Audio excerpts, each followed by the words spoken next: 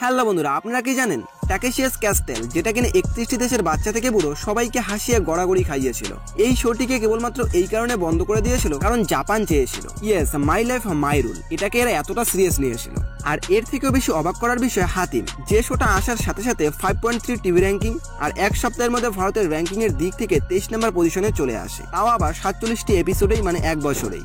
আর শোটিকে এক বছরেই ব্যান করা হয়। আর বর্তমানে টিভি সিরিয়ালগুলি না আছে কোনো টিআরপি, না আছে কোনো কাহিনী, তাও বছরের পর বছর চলেই যাচ্ছে। বাট হাতিম সিরিয়ালটিতে কি ভুল হয়েছিল, কেন বন্ধ হয়েছিল, ওয়াই? আর সবার প্রিয় সিআইডি কুছ তো গড়বড় হে দয়া।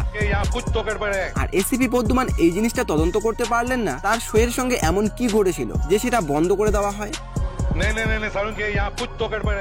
জানার জন্য ভিডিওটি শেষ অবধি দেখুন। চলিয়ে শুরু করতে হ্যাঁ। Number 1, টাকেশিয়াস castle.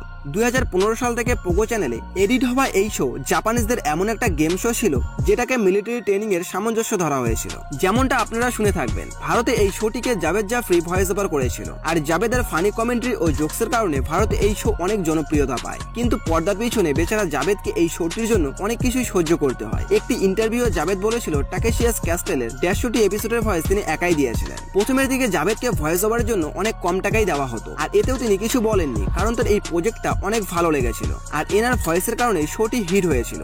আর এরপর জাভেদ জাফরিও বেশি টাকা চেয়েছিলেন, কিন্তু এর পরিবর্তে মেলে রিপ্লেস। তার পরিবর্তে অন্য ভয়েস ওভার আর্টিস্টকে তার জায়গাটি দেওয়া হয়, কিন্তু তার ফানি কমেন্ট্রি বা জোকস জাভেদের বরাবর ছিল না। আর এরপর চ্যানেল আবারও জাভেদকে নিয়ে আসে। এই শো জাপান এবং ভারত ছাড়াও America, Vietnam, Indonesia, Iran, Italy এবং আরো 25টির মতো দেশে পাবলিশ করা হয়েছিল। প্রত্যেকটি দেশে আলাদা আলাদা নামে শোটিকে প্রচার করা হয়েছিল। আর এই শোটি কমেন্ট্রির কারণেই বন্ধ হয়েছিল, কারণ আপনারা যদি এটার ব্রিটিশ ভার্সন দেখেন তাহলে সেখানকার সব জোকসই ছিল অ্যাডাল্ট, কারণ এখানকার লোক এটাই প্রেফার করে। প্রত্যেক দেশে আলাদা আলাদা ভাবে কমেন্ট্রি করায় শোটির বাজেট অনেক হতো, সেই তুলনায় রেভিনিউ অনেক কম হয়েছিল। শেষ অব্দি 1990 এর দিকে শোটিকে বন্ধ করে দেওয়া হয়। যদিও বা এটাকে এটার আসল কারণ ধরা হয় না, তো এটা আসল কারণ হতে পারে সেই জাপানিজদের মাই লাইফ মাই রোল।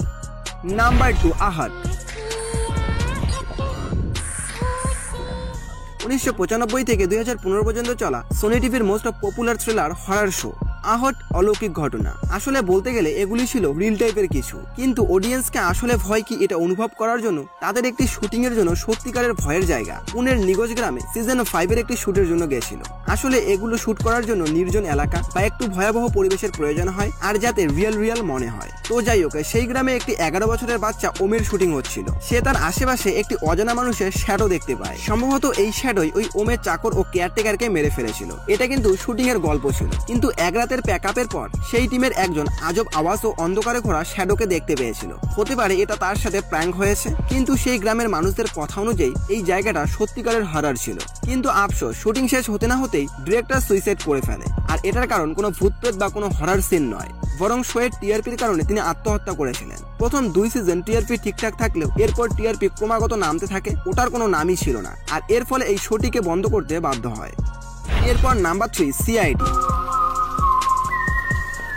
চালাক চতুর এসিপি পদ্মমান এই রহস্যটা বুঝতে পারলেন না যে তার শোয়ের সঙ্গে এমন কি ঘটেছিল যেটাকে বন্ধ করতে হয়েছিল।